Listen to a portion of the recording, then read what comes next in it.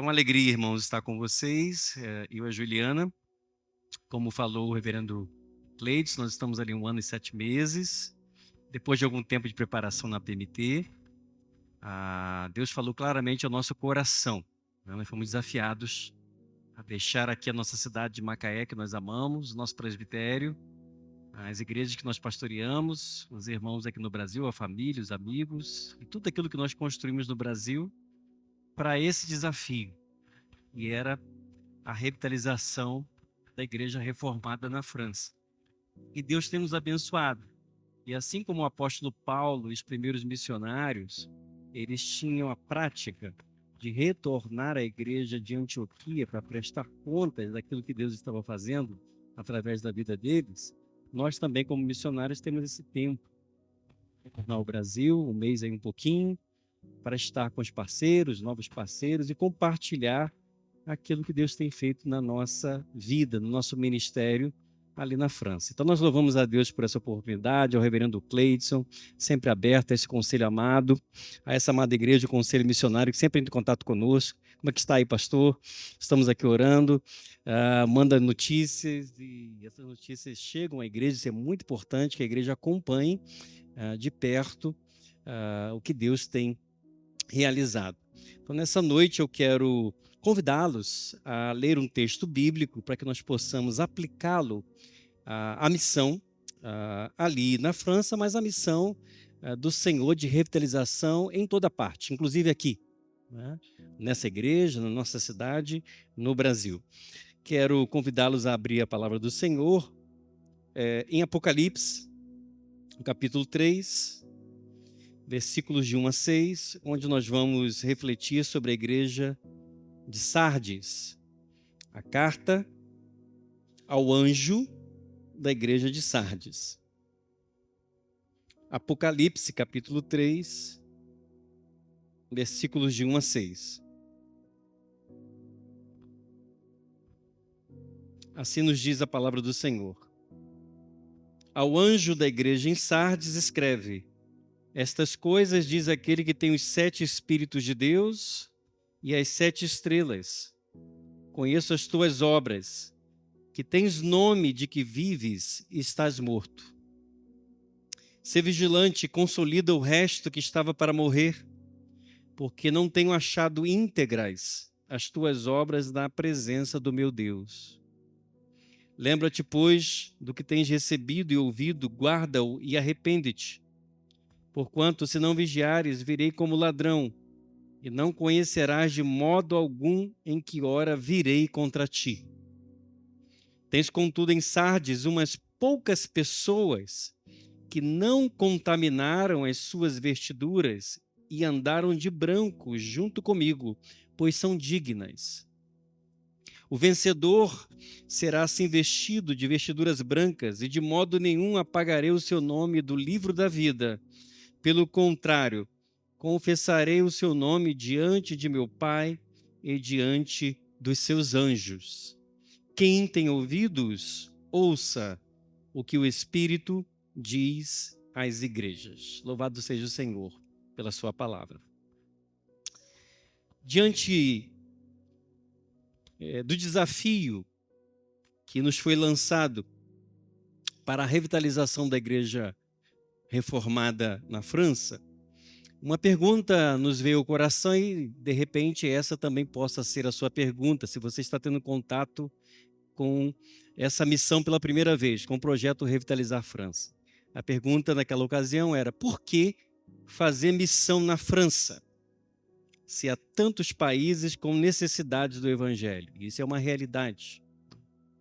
Afinal de contas, a França faz parte do berço da Reforma Protestante. E quando você olha as estatísticas dizem que a França é um país cristão por causa do número de católicos, que é cerca de 48%. Esta era a minha questão antes de conhecer a necessidade missionária da França e da Europa como um todo. Por isso, eu penso que seja sempre importante lembrar algumas razões pelas quais a França e a Europa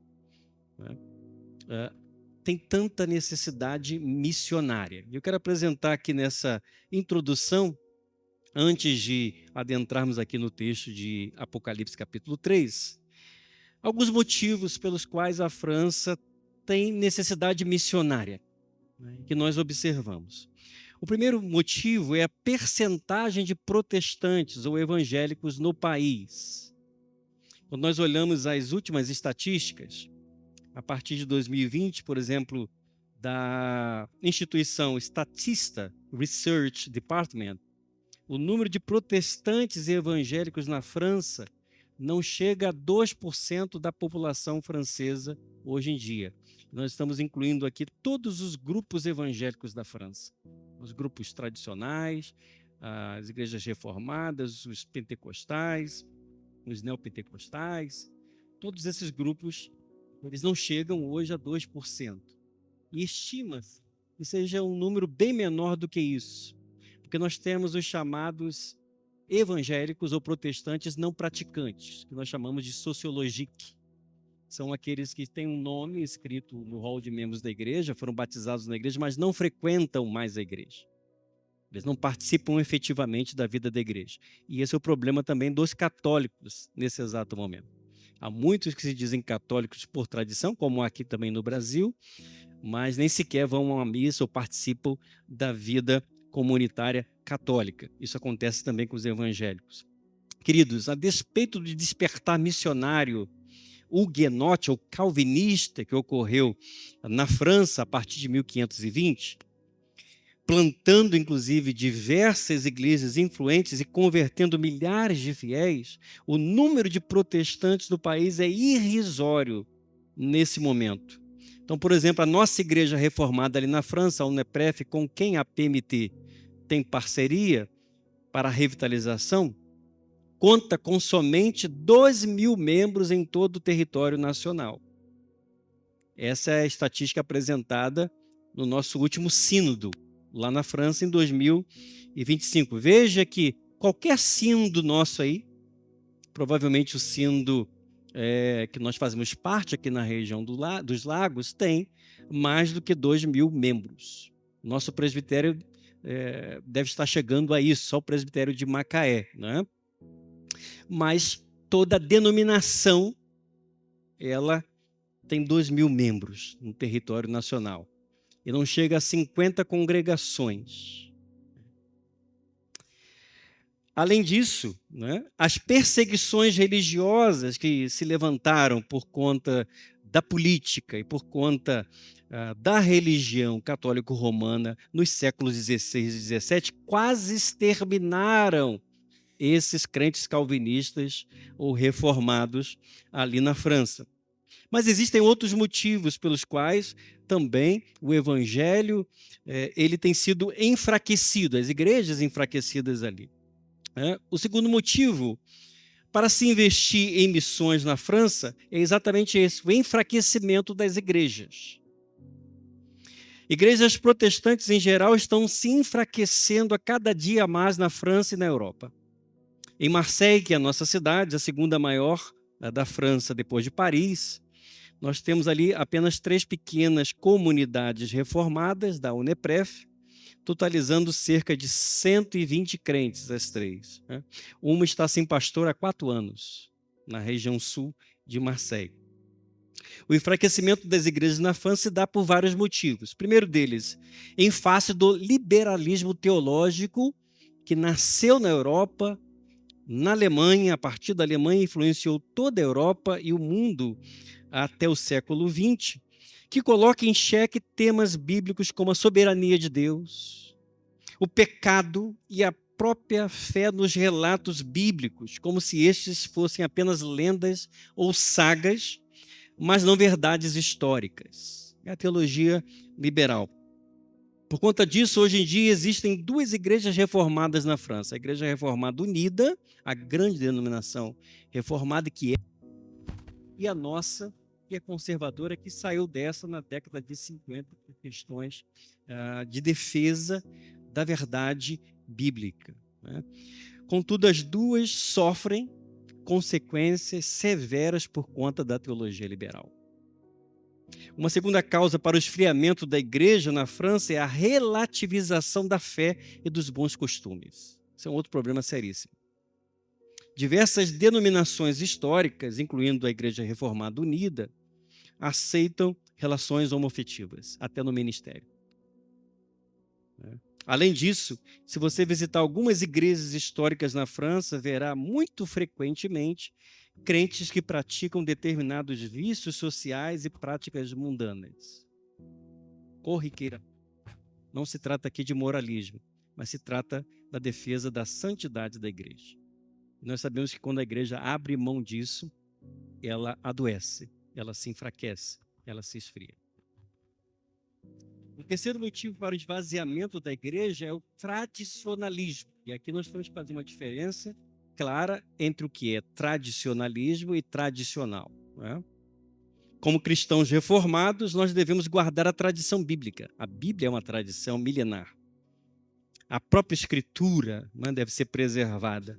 Os sacramentos são tradições que nós devemos guardar até o retorno de Jesus para buscar a sua igreja. Né? Mas o tradicionalismo peca porque se recusa a se contextualizar em termos de evangelho, de palavra de Deus, aos usos e costumes do seu tempo para comunicar essa palavra contextualizada, especialmente aos mais jovens. Por exemplo, onde está escrito na Bíblia que devemos repetir a oração do Pai Nosso em todos os cultos dominicais? Onde é que está escrito isso? Não é? O Pai Nosso não foi criado para isso. É um exemplo de oração que Jesus nos doou. Onde está escrito nas Escrituras que nós devemos repetir o credo apostólico em todas as nossas liturgias? Onde está escrito nas Escrituras que nós devemos cantar apenas os hinos do saltério do século XVI, XVII e XVIII? Onde está escrito isso? Mas a igreja francesa, essas coisas em todas as suas liturgias. Isso é um tradicional.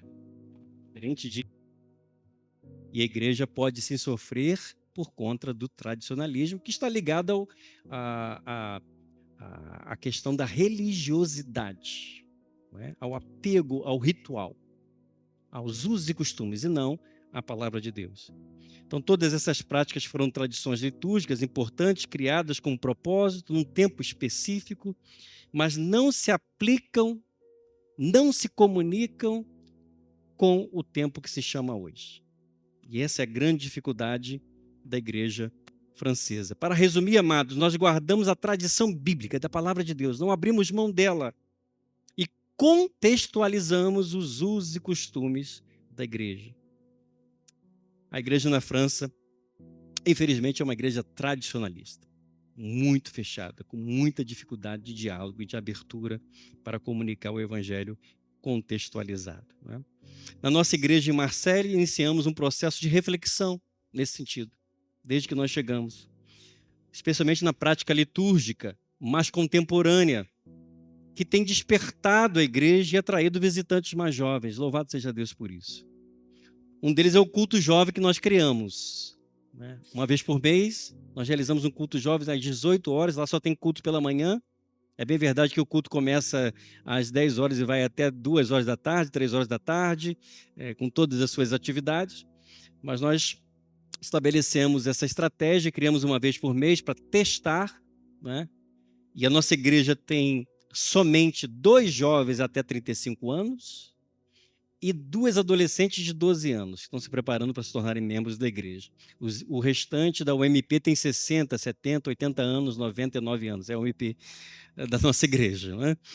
Mas nos cultos jovens nós chegamos a receber 28, 26, 27 jovens e adultos que vêm de outras igrejas também participar conosco, mas trazem visitantes.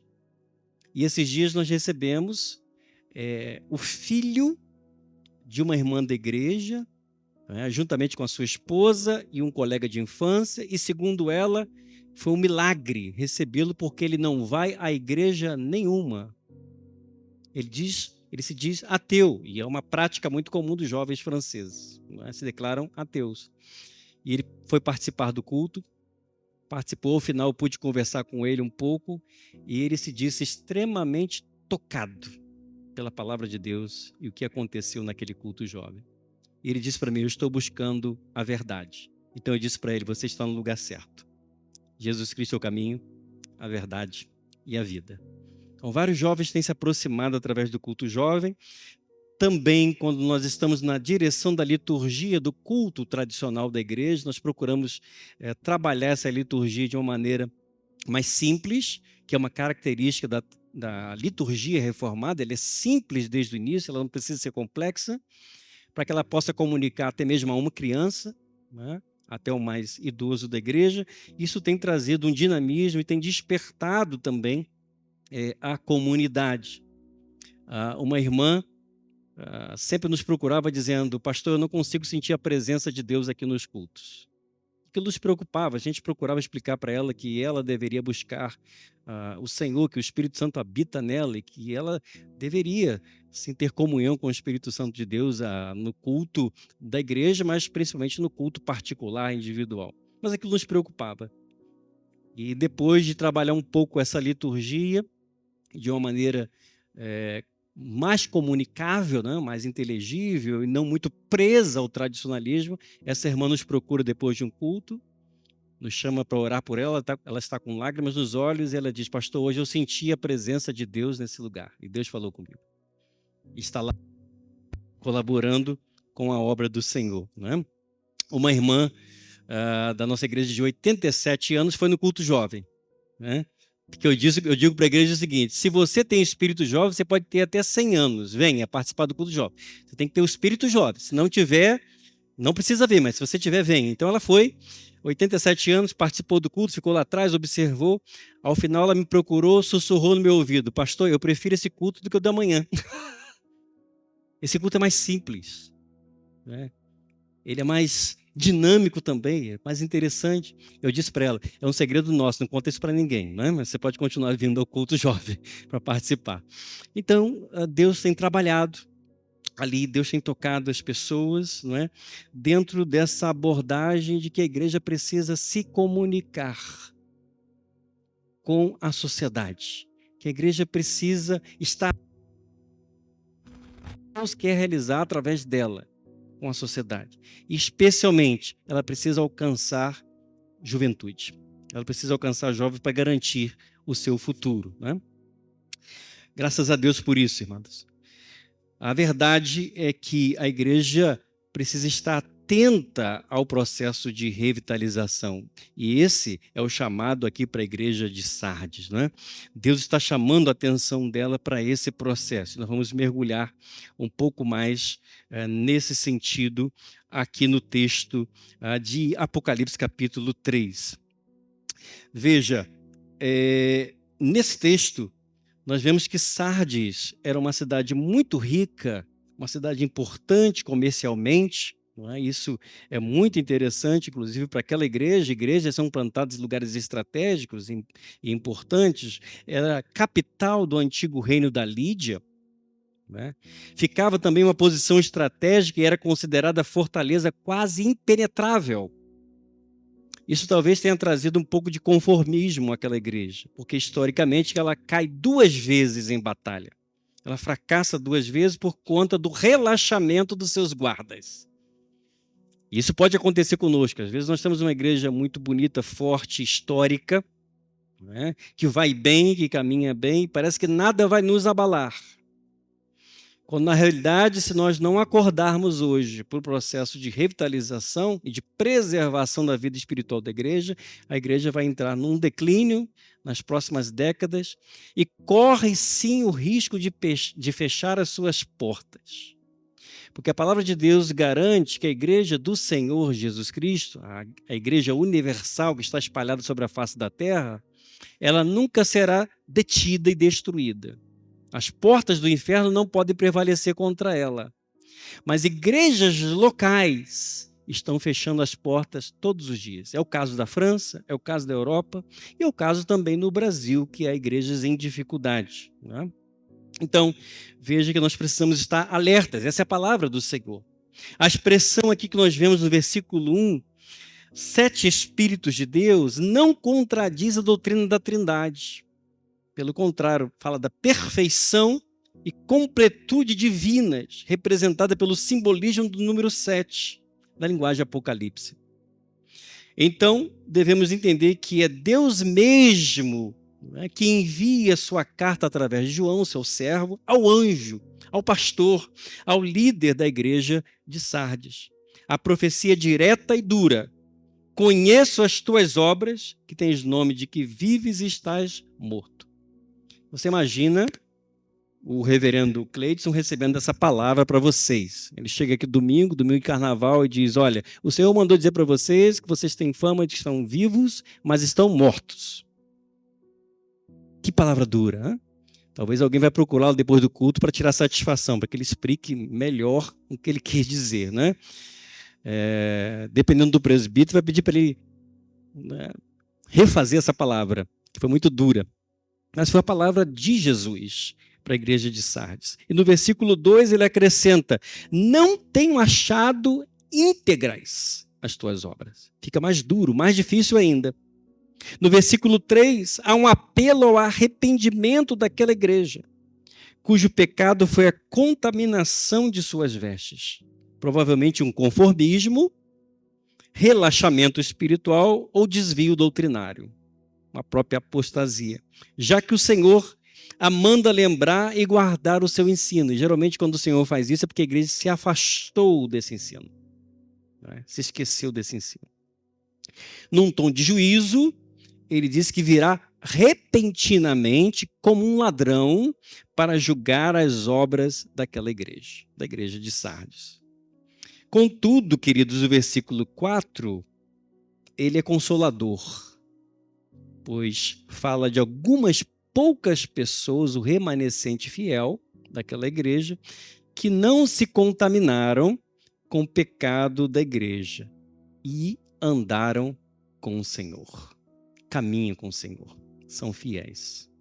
E o texto se encerra de maneira esperançosa, falando do vencedor, cujo nome está registrado eternamente no livro da vida e que receberá uma confissão positiva do Senhor, da igreja, diante do Pai Celestial e dos seus anjos. A carta à igreja de Sardes fala de arrependimento, restauração e revitalização para aquela igreja. O Senhor está interessado em que ela se volte para Ele e seja vitoriosa, seja restaurada, seja revitalizada. Penso que podemos então aplicar essa mensagem à realidade da missão de revitalização da igreja na França e por todo o mundo. Porque, em primeiro lugar, a revitalização de uma igreja passa pela sua liderança. Eu estou plenamente convencido pelo texto e pelas nossas experiências que os primeiros a serem revitalizados são os líderes da igreja. Eles são os primeiros a receberem a palavra de Deus. E foi assim com a igreja de Sardes. A carta à igreja de Sardes é endereçada ao anjo da igreja, ao pastor, seu líder espiritual. Não é? Em outras palavras, o pastor de Sardes era o principal responsável pela mensagem de revitalização daquela igreja. Com isto, podemos entender que aqueles que são responsáveis pelo pastoreio, pastor, presbíteros, líderes, liderança da igreja, são os primeiros responsáveis pela sua revitalização. Nesse sentido, pastores e conselheiros devem estar atentos ao que Deus deseja realizar em sua igreja. Observem aí, né, o versículo 6, que diz: quem tem ouvidos para ouvir, ouça o que o Espírito diz às igrejas. Então nós precisamos de discernimento, como liderança da igreja, para o que Deus quer realizar com ela, com a sua noiva. Mesmo a nossa igreja lá em Alô, se chama Alô porque é uma comunidade, né, ali a 1 quilômetro do centro de Marseille, que passa por um processo de revitalização há 10 anos. Nós estamos ali para substituir o reverendo Marcos Azevedo e a Priscila, no ministério de 10 anos ali, né? Quando eles chegaram, a igreja que chegou a ter 80 membros, 100 membros, é uma mega igreja na França, né? Mega igreja, é considerada uma grande igreja para eles. A igreja que chegou a ter 80, 90 membros na década de 80, estava com 18 membros. isso há 10 anos atrás, por causa de divisões, contendas, discórdias e todos esses motivos que nós apresentamos aqui, que são fatores muito comuns em várias igrejas da nossa união ali. Eles chegaram, o conselho tinha sido dissolvido por causa de confusão, não havia mais conselho, a igreja em dificuldade financeira, não conseguia manter o seu templo, né? Teve que vender esse templo, comprou uma casa onde nós estamos hoje, e o processo de revitalização se iniciou, né? E hoje, pela graça de Deus, nós temos 42 membros. Desde a nossa chegada em 2024, a igreja recebeu 17 novos membros, né? Então, 1 ano e 7 meses, 17 novos membros, vários por profissão de fé. No último domingo, estava lá agora, tive a graça de receber 2 novos membros por profissão de fé. Um jovem, outro relativamente jovem, um médico cirurgião, que foi batizado na igreja ortodoxa grega, né? E recebeu a Jesus na nossa igreja. Para março agora, nós temos mais um batismo de um jovem, que é pianista da igreja, chegou e foi criado na igreja, fez catecúmenos na igreja, mas não chegou a se batizar. Então, pianista, fez faculdade de música e tudo, né? Está lá. E vamos receber também uma família de brasileiros que circulam cerca de 2h30 de carro para irem participar dos nossos cultos. Porque na região deles, que é a região de Saint-Tropez, aquela região bem turística, né, famosa, não tem igreja reformada. Então eles, por conta também de sermos brasileiros, se aproximaram, então eles viajam por domingo, os domingos que eles participam, geralmente estão lá nos domingos, eles viajam cerca de 5 horas no total para poder ir na igreja participar dos cultos. Uma necessidade, não é, muito grande de encontrar uma comunidade de fé, de fato. Mesmo a nossa igreja, que passa por esse processo de revitalização, não é? Se ela não se renovar a ponto de ter substituto, se garanta o futuro da igreja jovem, porque a nossa igreja, na sua maioria, é uma igreja de idosos, se ela não se renovar, ela estará morta de 10 a 15 anos, é o nosso cálculo. Não é? Nós temos membros de 87, 90, 99. Para vir para cá, por exemplo, eu deixei lá o veículo missionário na casa de uma irmã da igreja de 99 anos, Suzana, o nome dela. Então fui lá, dei um abraço nela, orei com ela. Viúva, perdeu o marido com 101 anos, também era membro da igreja, tem 1 ano e pouco. E ela foi e falou para mim: Renato, você vem quando? Eu falei: dia 18 eu estou de volta, 18 de março, estou retornando. E ela virou para mim, olhou nos meus olhos e disse assim: e se eu morrer, quem vai me enterrar? Olha a preocupação, né? Que é a expectativa do idoso, a expectativa do idoso de vida. Ela acha que ela não vai durar muito tempo, não é? E, de fato, Deus pode chamá-la a qualquer momento. Eu disse para ela: eu vou ter que pegar um avião expresso aí e retornar para fazer o seu funeral. Brinquei com ela. Não é? A gente tem essa intimidade. Mas é uma geração que está passando. Não é? E nós vamos falar um pouco dessa fidelidade dessa geração. E a igreja, então, precisa se revitalizar. Né? Então, nós temos igrejas, várias igrejas na UNEPREF, na nossa união, sem pastores, como Bordeaux, como no sul de Marseille. Nós estamos recebendo agora uma missionária brasileira, jovem, também para o processo de revitalização.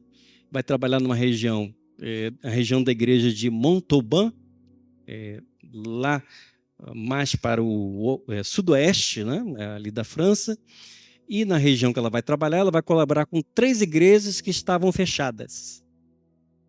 Tem uma igreja boa, onde vai ser a base dela, mas ela vai ter que auxiliar 3, não é? Que não tem pastor e praticamente ninguém na igreja. Não é? Templos, catedrais, tombados até como patrimônio histórico da França, mas que estão vazias, estão sem pastor, não é? Estão sem liderança e as pessoas estão morrendo espiritualmente. Em segundo lugar, queridos, a carta à igreja de Sardes pode ser aplicada a uma igreja em necessidade de revitalização, porque essa igreja aqui tem fama de que vive, mas está morta. Infelizmente, o Senhor disse à igreja de Sardes que ela tinha fama de que vivia, mas estava morta. Nossa União de Igrejas Reformadas na França se orgulha de ser herdeira direta da reforma e do calvinismo no país. Essa é a nossa bandeira lá. Né? Se orgulha de sua excelente teologia, de sua rigorosa formação pastoral. Nós temos uma excelente faculdade de teologia em Aix-Provence. Mas temos uns 8 seminaristas, excelentes professores. Né? Se orgulha do seu patrimônio histórico, da sua liturgia, da sua organização e da sua disciplina. Contudo, ela está morrendo. Tenho a honra de fazer parte de uma comissão nacional, né? Fui convidado para participar dessa comissão que trata da revitalização das nossas igrejas reformadas.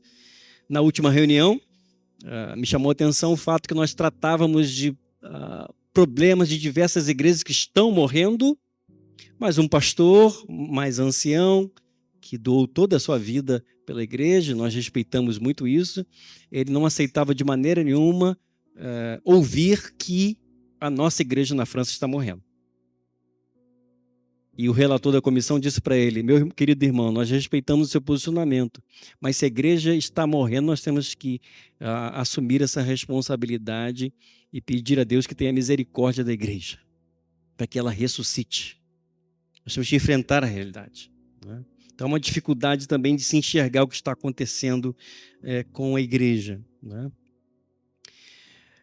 Para que o tratamento se inicie e surta efeito, é necessário que haja um claro diagnóstico da doença. E é por isso que eu propus à comissão um questionário. Esse questionário vai circular nacionalmente para que os conselhos respondam, nos dêem um retorno de como está a vida espiritual dessas igrejas. Né? E de que maneira nós podemos trabalhar para a revitalização delas. Em terceiro lugar, meus amados, a carta à igreja de Sardes pode ser aplicada à igreja em necessidade de revitalização, porque muitas das suas obras não têm sido íntegras.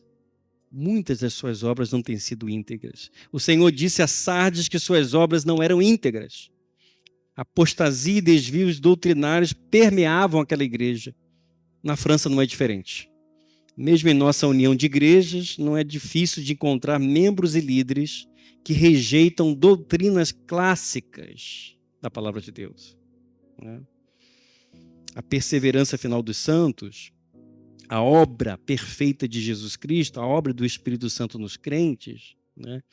A maioria dos crentes não tem o costume de ler a Bíblia, de estudar e ler a Bíblia e orar em casa. Eles dependem da igreja, do culto dominical para fazer isso. Sabemos de pessoas que ocupam cargos na igreja sem terem se batizado. Sabemos de conselhos que não aceitam que o estatuto da igreja proíbe o concubinato e a união homoafetiva. Estamos falando da nossa igreja conservadora. Nós estamos falando da igreja liberal. Presbíteros que discordam do modo de batismo da igreja e outros que acreditam que Deus e Alá sejam a mesma pessoa. Ou que nós, os católicos, temos a mesma fé, a mesma doutrina. Mesma doutrina. Estamos falando, novamente, de uma igreja conservadora. Conservadora.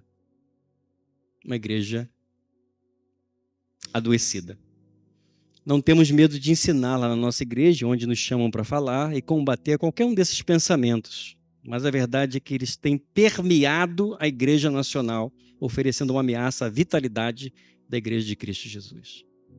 Eis a necessidade da revitalização. Para se revitalizar, a igreja de Cristo precisa se arrepender e retomar o seu caminho bíblico, para que o seu candeeiro não seja tomado pelo Senhor. E ele não venha como ladrão exercer juízo. Mas em quarto lugar, para nós encerrarmos, a carta à igreja de Sardes pode ser aplicada à igreja na França e em qualquer lugar que necessite de revitalização, porque existem uns poucos que não se contaminaram. Aleluia. O remanescente fiel. O Senhor destaca que mesmo diante dos desvios de Sardes, havia uns poucos que não se contaminaram. E o mesmo acontece em muitas igrejas que estão em necessidade de revitalização, na UTI espiritual. Mesmo tendo citado aqui muitas fraquezas, preciso ressaltar que existe um remanescente fiel. Existem cristãos inabaláveis que têm resistido ao pecado durante décadas e sustentado a igreja através do seu testemunho, da oração e da sua contribuição pessoal. Esses crentes perseveraram e manteram pequenas e frágeis igrejas de portas abertas e doam suas vidas e seus bens para o avanço do reino de Deus. Esses fiéis fazem parte daqueles 18 membros que mantiveram a igreja de Alô, a nossa igreja, de portas abertas, enquanto muitos a abandonaram naquela época e naquela necessidade de revitalização.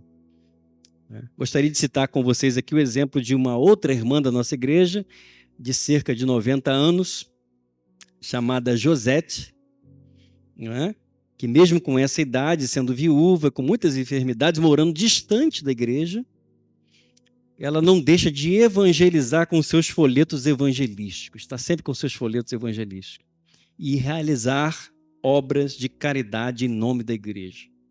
Praticamente todo mês, ela chega na igreja com caixas de roupas e sapatos para doar aos mais necessitados, além de participar efetivamente dos cultos e reuniões semanais da igreja, inclusive de um ateliê que a igreja tem de arte durante a semana, projeto social da igreja.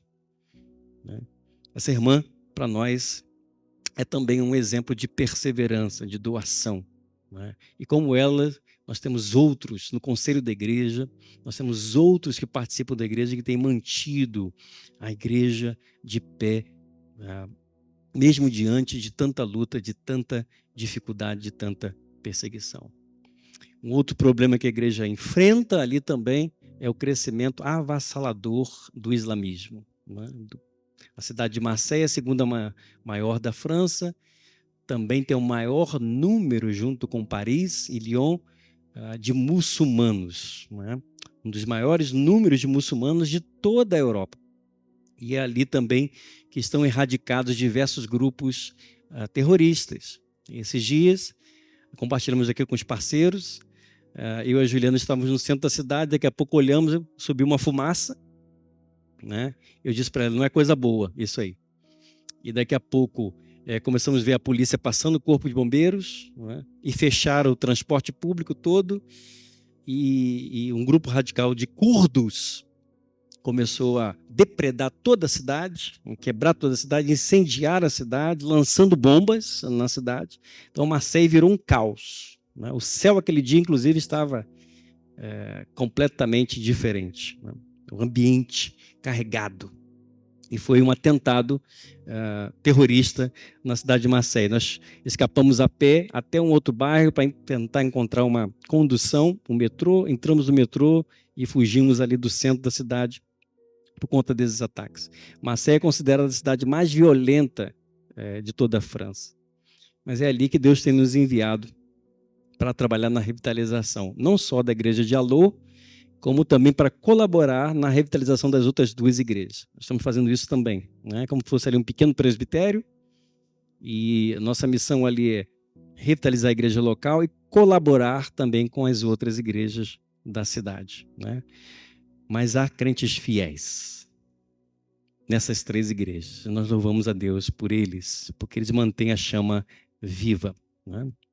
Gostaria de concluir essa palavra, meus amados irmãos, louvando a Deus pela vida dessa amada igreja, pela parceria missionária com o projeto Revitalizar França, pela oração, pelo apoio missionário, tão importante para nós quando as coisas parecem tão difíceis, tão complicadas. A gente recebe com muito carinho a intercessão, o apoio de vocês, o apoio ministerial, o investimento financeiro.